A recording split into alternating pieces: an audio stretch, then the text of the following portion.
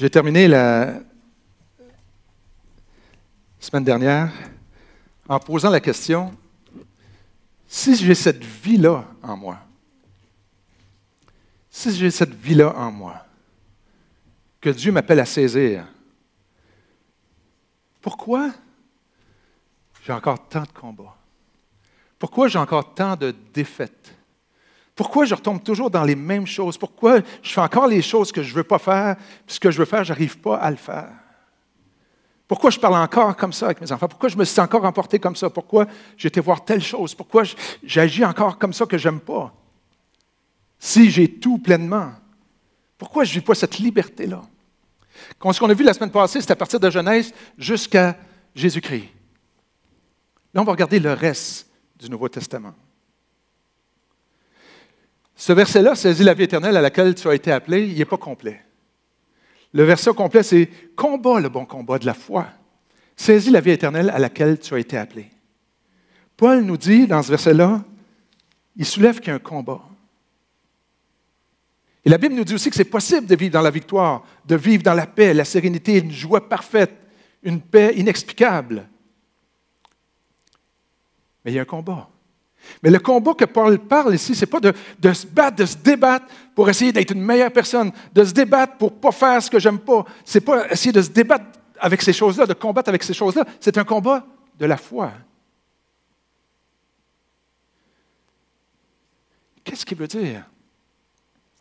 Et c'est de connaître l'ensemble, le reste des vérités. Et c'est ça qu'on va regarder ce matin. Certaines vérités centrales tout au long du Nouveau Testament qui nous font comprendre ça.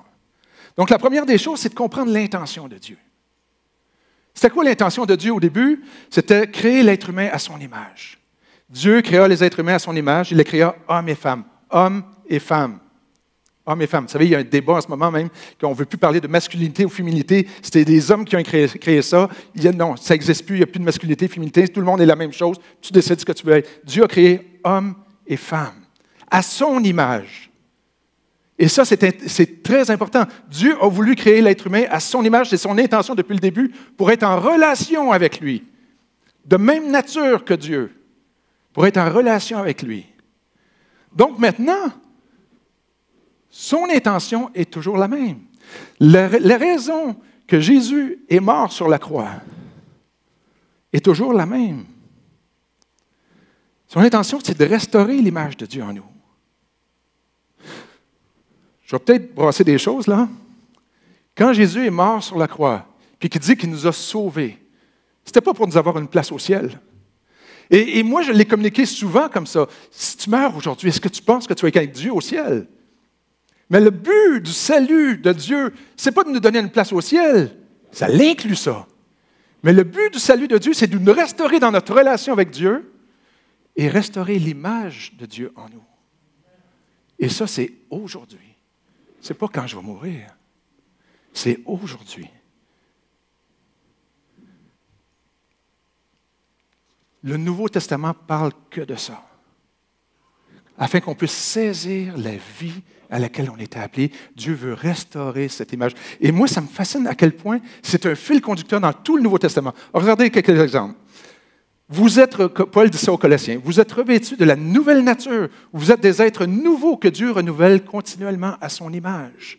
Il va le dire comme ça aux Galates. Mes petits-enfants, je souffre de nouveau pour vous et cela va durer jusqu'à ce que Christ soit pleinement formé en vous. Il va le dire comme ça aux Romains, car Dieu vous a appelés. Il a aussi décidé d'avance de vous rendre semblable à Jésus. Dieu, c'est ça qu'il est en train de faire. C'est important de savoir qu'est-ce que Dieu fait. À quoi Dieu travaille? Qu'est-ce qu'il est en train de faire, Dieu? Il va le dire comme ça aux Philippiens. Il nous transformera pour nous rendre semblables à lui, grâce à la puissance qui lui permet de soumettre toutes choses à toute autorité, ou à son autorité. Il va nous transformer pour rendre semblables à Jésus. Il a la puissance pour le faire. Il a l'autorité pour le faire. Au-dessus de toutes choses, Dieu, c'est à ça qu'il travaille. Il va le dire comme ça aux Corinthiens. L'Église, l'Esprit nous transforme. Il nous rend de plus en plus semblables à lui, avec une gloire toujours plus grande. L'Esprit qui est en vous, c'est ça qu'il fait. Dieu fait ça dans nos vies par l'Esprit qui est en nous, qui veut nous transformer à l'image de Christ. Il veut restaurer l'image qui a été détruite, qu'on a vue la semaine passée au début. Aux Éphésiens, il va le dire comme ça. Nous deviendrons tous ensemble, des adultes, dont le développement nous amènera jusqu'à la stature parfaite de Christ. Voyez-vous comment c'est un fil conducteur? Et il y a une raison pourquoi chacune des épîtres du Nouveau Testament met un accent là-dessus. Parce que l'Esprit travaille dans nos vies pour faire ce changement-là, pour opérer ce changement-là. C'est important de comprendre ce que Dieu est en train de faire. Plus que cette image de Christ est renouvelée, restaurée en toi, plus qu'on va être libéré, plus qu'on va marcher dans la victoire. Donc ça, c'est l'intention de Dieu et tous les épîtres du Nouveau Testament parlent de ça, adressent ça. Restaurer notre relation avec Dieu et commencer une restauration de l'image de Christ en moi. Et oui, je suis avec Dieu pour l'éternité. Oui, j'ai une place au ciel. Mais ce qui commence ici aujourd'hui, ce que Dieu est en train de faire.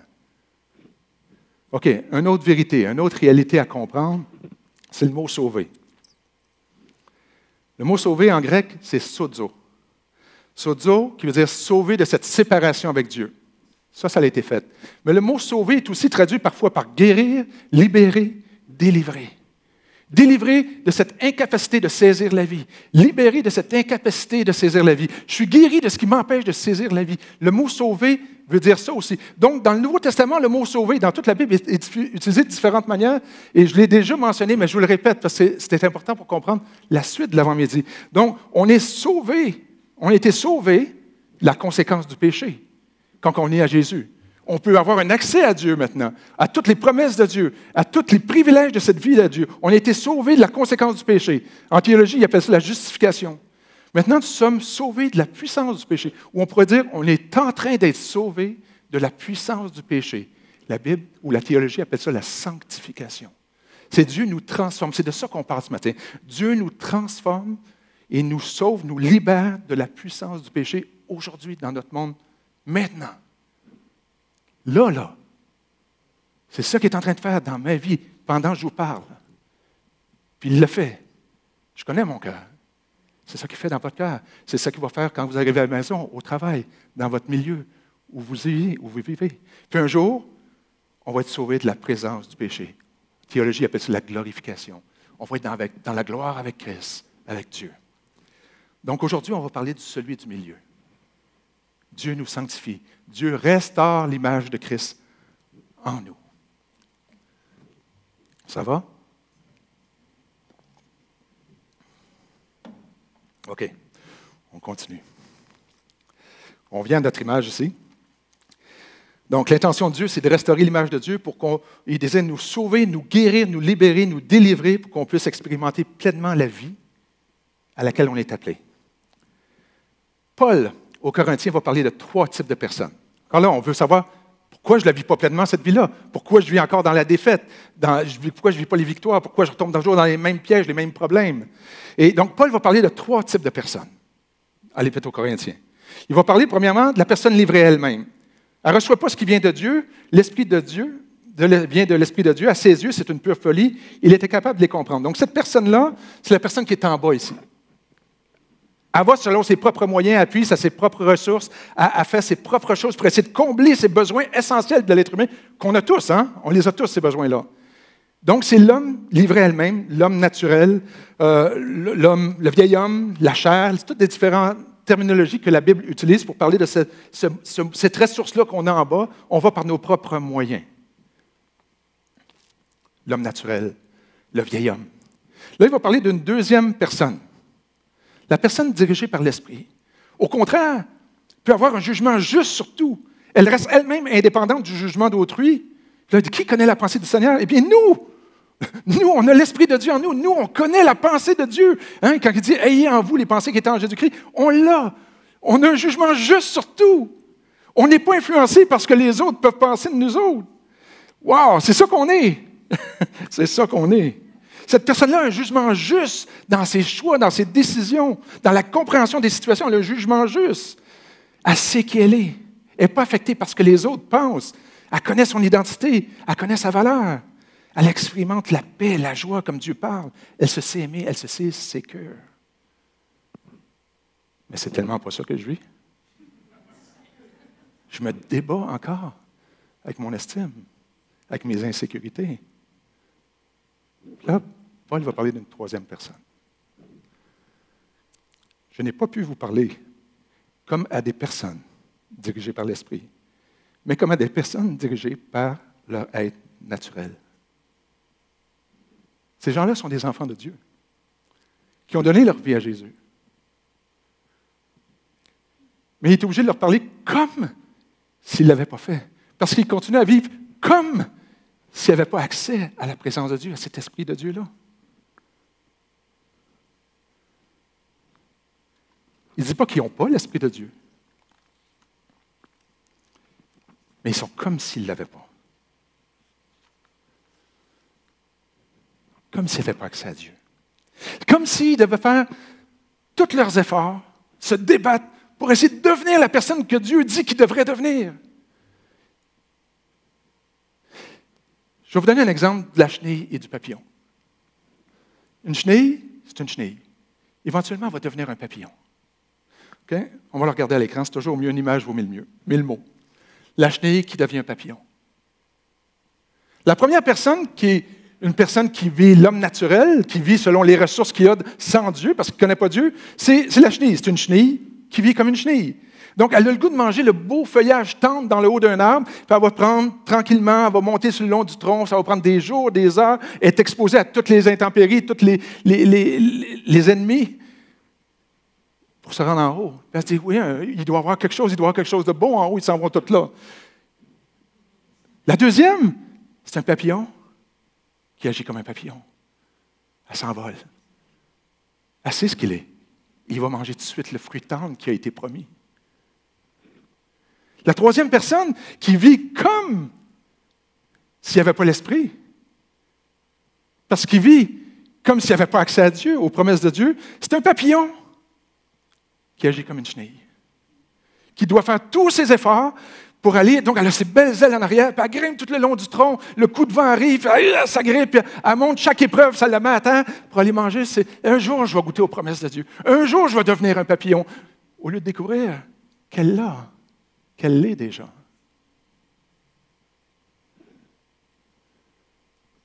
Jésus a tout accompli.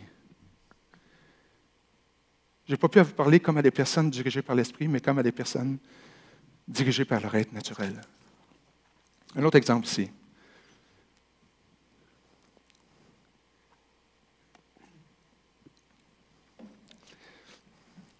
Tu vas être tanné de l'entendre, cet exemple-là. Je l'ai donné depuis longtemps, je parle à ma fille. C'est un exemple de mal de dents. Il y a quelques années, j'ai eu un mal de dents de ce côté-là. Et ça faisait mal, donc je me suis habitué à mâcher, à mastiquer de ce côté-là. Quelques mois après, j'étais tanné, j'ai eu un rendez-vous chez le dentiste, j'ai été faire réparer ça. Et c'était quoi mon habitude? C'était de continuer à mâcher ce côté-là. Je n'ai pas réalisé que, hey, je suis guéri, je suis restauré, j'ai une nouvelle bouche. Je peux mâcher des deux côtés, je suis libre. Mais j'ai dû m'habituer parce que mes tendances, mon être naturel disait, non, non, tu ne peux pas mâcher ce côté-là. Non, je suis guéri maintenant. Et encore là, tout le Nouveau Testament nous donne ça. Quand il dit combat le bon combat, c'est de ça. Mets ta foi à la bonne place. Toute notre vie, on a développé des habitudes, des réflexes, des comportements. On a fait des choix basés sur nos raisonnements humains pour être aimés, sécures, pour être en paix, pour expérimenter la joie, pour se sentir aimé. Et quand on est venu à Jésus, quand on a découvert ce que Jésus avait fait, qu'on lui a donné notre vie, tout ça n'est pas parti d'un coup. Ça, c'est la réalité de tous les chrétiens. À tel point que tous les épîtres adressent ça aussi. C'est encore une autre vérité qui traverse tout le Nouveau Testament au complet, que chacun des auteurs, que ce soit Jacques, Paul, Pierre, Jésus, Matthieu, mettent une emphase là-dessus. Hey, non, vous n'êtes plus là. Vous avez accès à Dieu. Regardez comment Jésus a dit ça. Il dit, le royaume de Dieu est semblable à un homme qui découvre dans un champ un trésor de grande valeur et qui le cache à nouveau. Il est si heureux qu'il va vendre tout ce qu'il possède et revient acheter ce champ. C'est quelqu'un qui est en bas, là, dans la section du bas, de l'être naturel, puis là, il découvre Dieu. Puis il dit, OK, tout ça, ça ne vaut plus rien à côté de ça. Puis c'est là que je veux me confier. Paul, en parlant de son héritage, Paul était un pharisien. Un pharisien, c'était l'élite religieuse de l'époque. Et Paul était l'élite de l'élite. Il étudiait parmi les plus grands sages, les plus grands maîtres de la loi. Il étudiait et il connaissait profondément. Il était fier de ça. Puis regardez ce qu'il dit. Il dit, je considère même toutes choses comme de la boue, en parlant justement de ces choses-là, en comparaison de ce bien suprême connaître Jésus-Christ, mon Seigneur, et d'être parfaitement uni à lui. Il ne dit pas que c'est de la boue. Mais c'est comme à côté de ce que Jésus peut m'offrir pour mon estime, mon identité, ça, c'est tout en ce quoi je mettais ma valeur, mon estime, c'est rien à côté de ça. C'est rien à côté de ça. Pierre le dit comme ça. Comme des enfants obéissants, ne vous conformez pas aux désirs que vous aviez autrefois dans votre ignorance. Mes désirs autrefois, c'est si je fais ça, là, je vais être aimé. Si je fais ça, là, je vais me sentir important. Si je fais ça, là, je vais me sentir sécure. Ne vous conformez pas. Conformer, là, c'est un mot intéressant dans la Bible. Et puis, ça veut dire, ne laisse pas telle chose définir qui tu es. Ne laisse pas telle chose te faire croire que tu es quelque chose. Conforme-toi pas à ça, mais conforme-toi à Jésus et qu'est-ce que Jésus dit. Paul va dire quelque chose de semblable aux Romains. Il dit, ne vous conformez pas, donc ne vous laissez pas devenir ce que vous pouvez devenir ou ce que vous espérez devenir par le monde actuel, mais soyez transformés dans votre façon de penser pour discerner quelle est la volonté de Dieu. Elle est bonne, agréable et parfaite.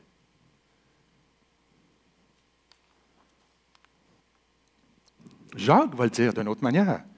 En effet, de même que votre être sans le souffle de vie est mort, de même la foi sans les actes est morte. Ton être qui est en bas, sans le souffle de vie en toi, il est mort, il est sans issue. Mais il dit, de même, si ta foi ne t'en met pas en action, tu dis, oui, oui, je crois que Dieu est ma solution, que j'ai tout pleinement en Christ, mais je continue à m'appuyer sur les ressources que j'ai prises toute ma vie, que j'ai utilisées toute ma vie, ta foi, elle ne sert à rien. Elle ne sert absolument à rien. Parce que tu continues à te confier dans les moyens que tu avais autrefois. Voyez-vous comment c'est récurrent? Il y a des raisons pour ça. Pourquoi qu'ils reviennent tous là-dessus? Peut-être parce que c'est une tendance de la vie humaine. Galates, Paul va le dire comme ça aux Galates. Autrefois, vous ne connaissiez pas Dieu et vous étiez esclaves de Dieu qui n'en sont pas, en réalité. Donc, il parle de ces endroits où on met notre espoir, des dieux qui n'en sont pas. On met notre espoir là-dedans comme si ça serait un Dieu qui peut me donner ce que mon cœur désire, mais ça n'en est pas. Mais maintenant que vous connaissez Dieu, comment est-il possible que vous retourniez à ces faux dieux? Voulez-vous redevenir leur esclave? Aux Colossiens, il va le dire comme ça. Peut-être de t'anner dans... Mais je veux juste montrer comment c'est récurrent. Puis c'est important de voir cet ensemble-là, parce que, OK, c'est ça qui est en train de se passer, là. La réalité de l'être humain, la réalité du croyant, notre réalité, nous autres. Prenez garde que personne ne vous séduise par les arguments qui se fondent sur les traditions de la nature humaine et non sur Christ. Vous avez tout pleinement en Christ. Lui qui domine tout, il n'y a rien de plus qui peut rentrer. Qui domine au-dessus de tout, qui a tout pouvoir spirituel. Toutes ces choses-là en lesquelles on peut mettre notre espoir. Dieu est tout au-dessus de ça. Et ces choses-là, ils les appellent des faux dieux. Des faux dieux. Tu cherches la paix, la joie, tu l'as pleinement en Jésus. Tu ne peux rien ajouter qui va donner plus de paix, plus de joie.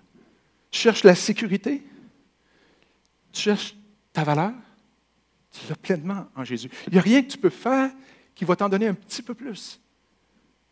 C'est un mensonge. On se prive d'expérimenter la vie que Dieu veut nous donner. Il veut qu'on vive pleinement parce qu'on continue à se confier dans ces choses-là que la Bible appelle des faux dieux, des idoles.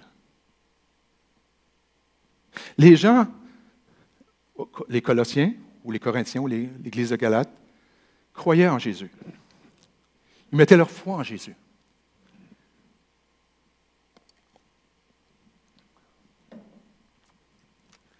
Mais c'était Jésus plus quelque chose. Pour être accepté de Dieu. Pour les Galates, on l'a vu avec la série de François, c'était la circoncision. Oui, oui, Jésus, c'est bon, c'est vraiment bon Jésus, là, c'est mon sauveur.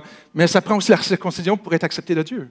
Pour d'autres, c'est, oui, Jésus, c'est bon, mais il faut respecter la loi de Moïse pour être accepté de Dieu. Pour d'autres, Jésus, c'est bon, mais il faut aussi respecter les fêtes, les mois pour être accepté de Dieu.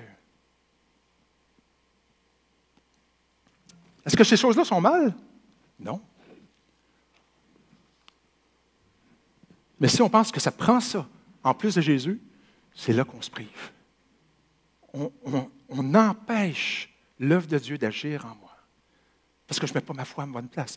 Combat le bon combat de la foi. Dieu nous accepte, nous accueille que sur la base de ce que Jésus-Christ a fait. Peu importe si je marche dans la victoire ou dans la défaite, Dieu regardera à rien d'autre quand il te regarde qu'à Jésus-Christ à la croix. C'est ça qu'il voit. Ça a été payé, il rentre dans ma présence. Et Dieu nous demande de faire la même chose. Il n'y a rien qui va nous séparer de l'amour de Dieu. La seule chose qui peut faire une différence dans ce qu'on est accepté ou pas, c'est ce que Jésus-Christ a fait. Donc, ça ne dépend pas de ce que je fais, ça dépend de ce que Jésus a fait et ce que je crois. Si j'ajoute quoi que ce soit, je viens tout gâcher. À la limite, je détruis l'œuvre que Dieu veut faire, l'Esprit de Dieu veut faire dans ma vie. Et vous, dans votre vie, c'est quoi cette petite chose-là? Et prenez le temps d'y réfléchir. Que vous pensez, que vous agissez, peut-être inconsciemment, dire, oh, si j'agis de même, Dieu ne m'acceptera pas, Dieu ne m'aimera pas. C'est Jésus plus quoi pour vivre la paix? C'est-tu Jésus plus quand je suis en contrôle de tout? C'est-tu Jésus plus quand tout va bien autour? C'est-tu Jésus plus quand tout se passe comme moi je veux, que je vis la paix et la joie? Jésus plus quoi pour mon estime, ma valeur? C'est-tu Jésus plus quand les autres m'élèvent, quand les autres m'applaudissent? Quand je réussis tout ce que je fais? C'est-tu Jésus plus quand ça marche mes affaires? Jésus plus quoi pour ma sécurité? Oui, Jésus, c'est tout pour moi, mais j'ai besoin vraiment d'avoir tout un gros compte en banque, par exemple. J'ai besoin de mon garde-manger soit plein pour me sentir sécure. Ces choses-là ne sont pas mauvaises, là. Mais si ma sécurité est là-dessus, Jésus ne l'est plus. Je me prive de saisir la vie éternelle. Jésus plus quoi pour combler mon besoin d'être aimé? C'est que quand j'ai beaucoup d'amis, quand les gens m'appellent continuellement et puis ils ne peuvent pas se passer de moi. Toutes ces choses-là qui sont là, c'est ce que la Bible appelle des faux dieux. Jésus plus. Jésus plus. Je vais vous parler des faux dieux, des idoles. Vous savez, le principe de l'idolâtrie, et on rencontre des implanteurs d'église, des fois, dans notre travail, qui veulent aller implanter une église. Puis, je me souviens encore de certaines réponses. Une des questions qu'on pose, on a le couple devant nous, puis on pose la question, c'est quoi les idoles dans ta vie? Il se braque et dit, voyons, je ne suis pas d'idole, je suis chrétien, tu sais. OK, on le formule différemment, là. Et puis, mais c'est quoi ces endroits où tu combats dans ta vie?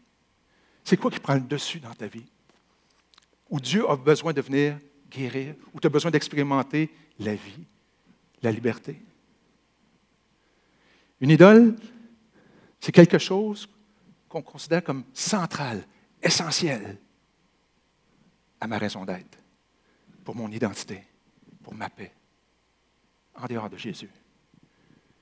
L'idolâtrie, ce n'est pas de désirer quelque chose qui est méchant, mauvais, mais c'est de faire de quelque chose qui peut parfois être bon, devenir absolu. Ça prend absolument ça, sinon je t'anéantis. Si on perd une bonne chose, on est attristé. Si on perd une idole, on est à terre. Notre vie s'écroule. Ça n'a plus de sens. On est angoissé. On fait de l'anxiété. On perd notre joie, notre paix. Lorsque notre idole est menacée, les marques sont toujours de l'anxiété, de l'angoisse, de l'amertume, de la colère, de la haine, du découragement à l'excès.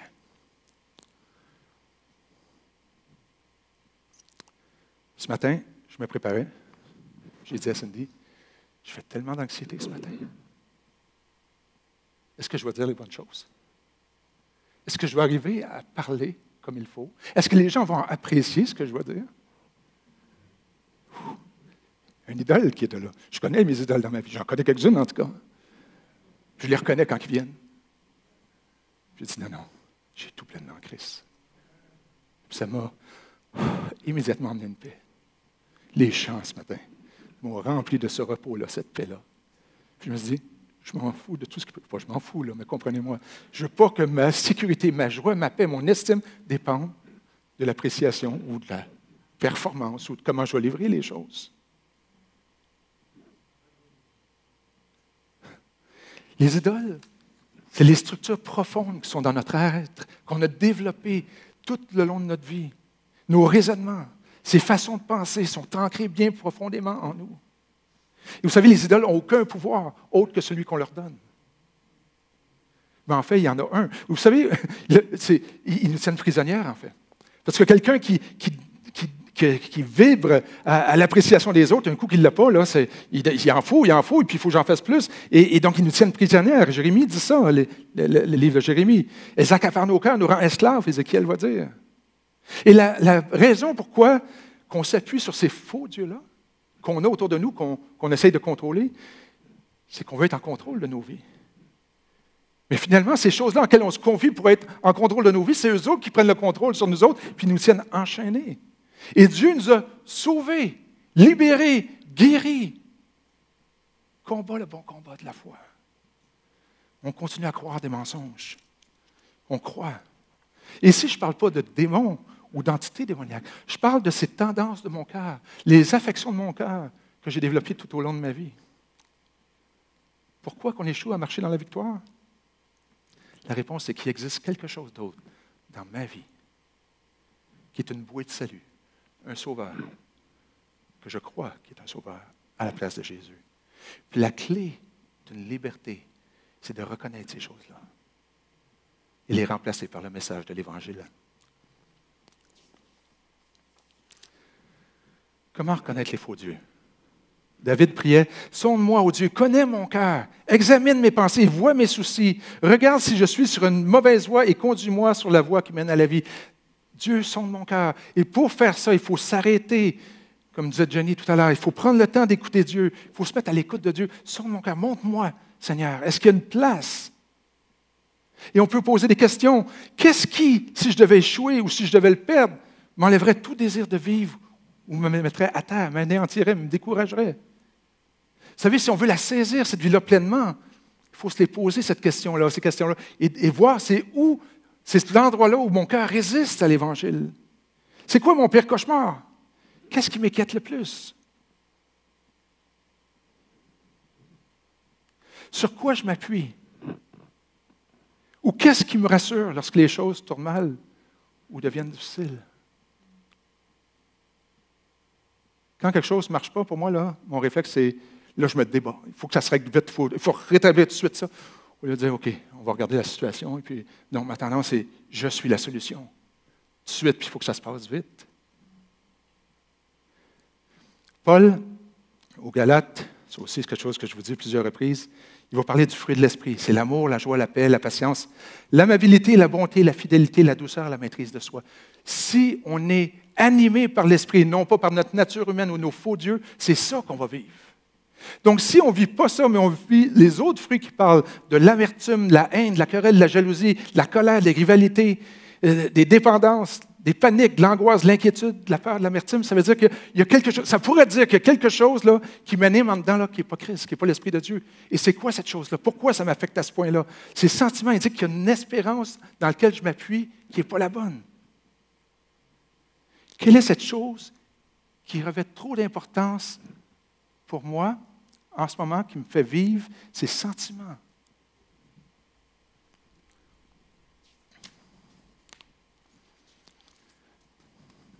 Comment être libéré des idoles?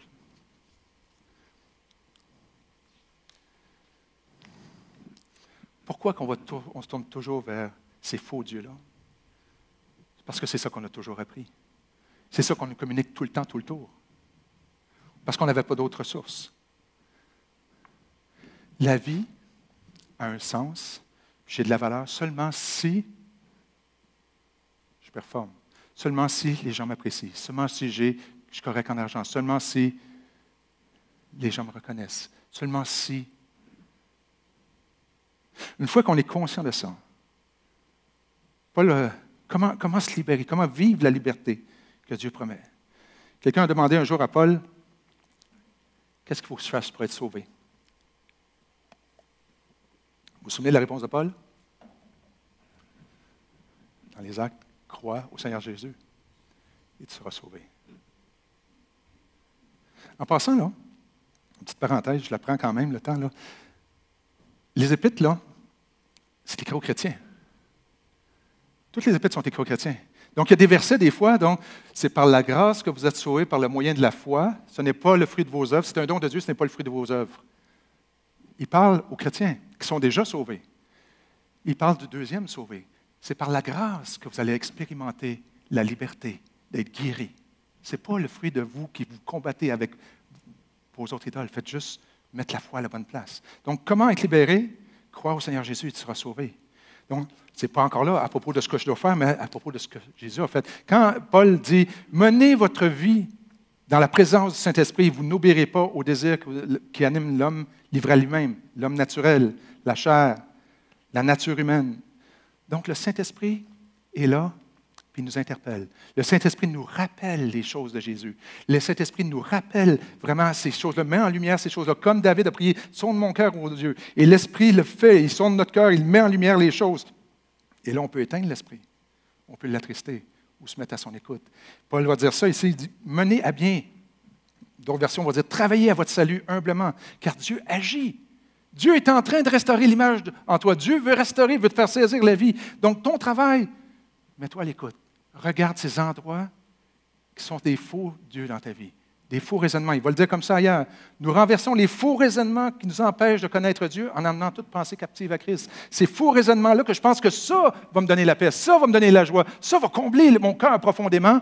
Wow, je l'emmène à Christ parce que j'ai tout pleinement en Christ. Je vous rappelle l'évangile que je vous ai annoncé, c'est aussi par lui que vous êtes sauvés. De quel sauvé qu'il parle ici? Il parle de la sanctification. Je vous rappelle l'évangile que je vous ai annoncé ici. Quand je vous ai annoncé, là, vous êtes venus à Christ, vous avez été sauvés de la séparation avec Dieu. Dieu a commencé une œuvre, parce qu'il est en relation avec vous, une œuvre de restauration de l'image de Dieu. Et c'est par cet évangile-là, le même évangile, que vous êtes sauvés, que vous êtes guéris, libérés, délivrés au quotidien. Si vous retenez dans les termes que je vous l'ai annoncé. Autrement, votre foi serait inutile. Il va le dire encore différemment aux Colossiens. Ainsi donc, tout comme vous avez accueilli le Seigneur Jésus-Christ, marchez en lui, soyez enracinés et fondés en lui, affermis par la foi, dans la foi. Donc, comment être libéré? C'est de les reconnaître. Oui, ils sont là. Et après ça, c'est les mêmes étapes qu'on est venu au salut. Et ces étapes-là sont là tous les jours de notre vie. Notre foi. Je mets ma foi là-dedans. Même si j'ai l'Esprit de Dieu en moi, comme la troisième personne dans les trois personnes, je me rends compte que j'ai l'Esprit de Dieu en moi, mais je ne le vis pas pleinement, je ne le saisis pas pleinement, cette vie éternelle-là. Je prends ça et dis non, je ne mets plus ma foi en ça maintenant. Jésus-Christ, j'ai tout pleinement en lui. Je sais que ça ne peut pas me combler. Ça en quoi je m'appuie n'est pas mort à la croix pour moi. Ça en quel je m'appuie n'a pas donné sa vie pour moi. Ça en quoi je m'appuie n'a pas la capacité, la puissance, le pouvoir de me donner ce que je pense, que mon cœur pense, quand il croit ce mensonge-là, comme Jésus l'a fait. Donc, je décide de mettre ma foi en Dieu et je confesse. Et la repentance, c'est ce changement de pensée. Ne vous conformez pas au siècle présent, mais soyez transformés dans votre façon de penser. Christ. On termine en louant Dieu, en célébrant Dieu pour ce qu'il a fait. Exprimer notre reconnaissance. Cette attitude de louange nous apprend à garder nos yeux sur Dieu, à dire non aux idoles. Et vous savez, la confession et la repentance, là, ce n'est pas quelque chose qu'il faut que je me confesse puis je me repente pour être accepté de Dieu. Non, on l'est accepté. Mais la confession et la repentance, c'est comme cette transition-là qui m'emmène de croire ça à croire Christ maintenant. Et quand on fait cette confession-là, nommez les choses. Oui, Seigneur, je me rends compte que là, mon estime dépend de l'appréciation des autres. Ma sécurité dépend de telle chose. Ma paix dépend de quelque chose. Puis je ne veux pas croire ça parce que tu es ma paix, tu es ma sécurité. Tu m'as montré la valeur que j'avais en allant sur la croix pour moi.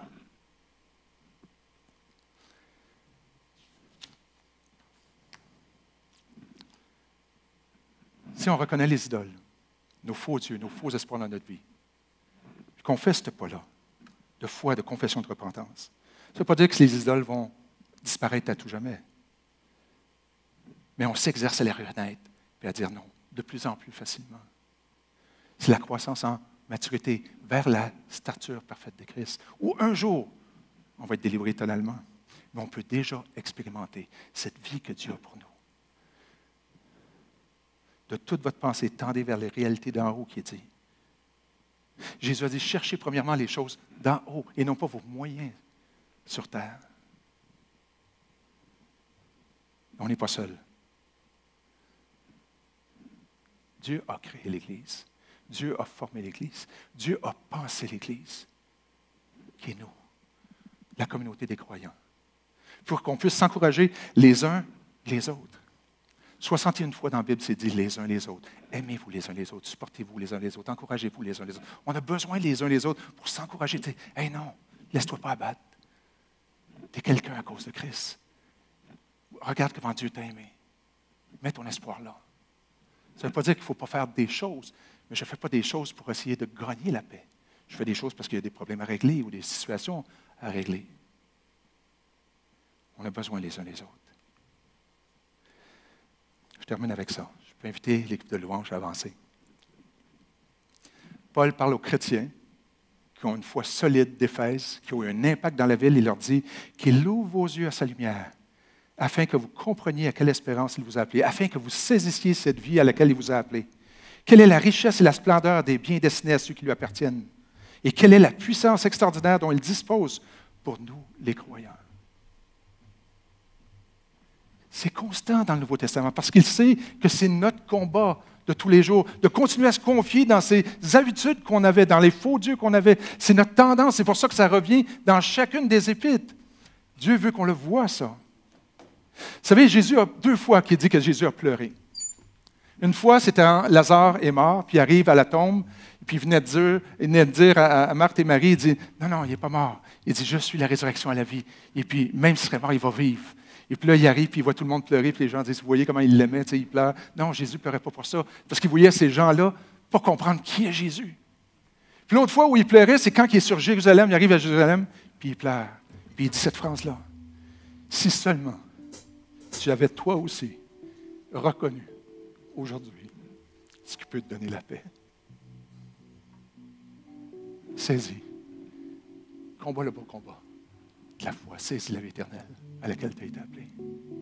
On est appelé à ça. Et mon souhait ce matin, c'est qu'on voit comment c'est tout le même problème que tout le monde vit. Il y a différentes nuances des fois, mais c'est la même réalité pour chaque être humain qui vient à la foi. Et Dieu veut qu'on vive la liberté, la guérison.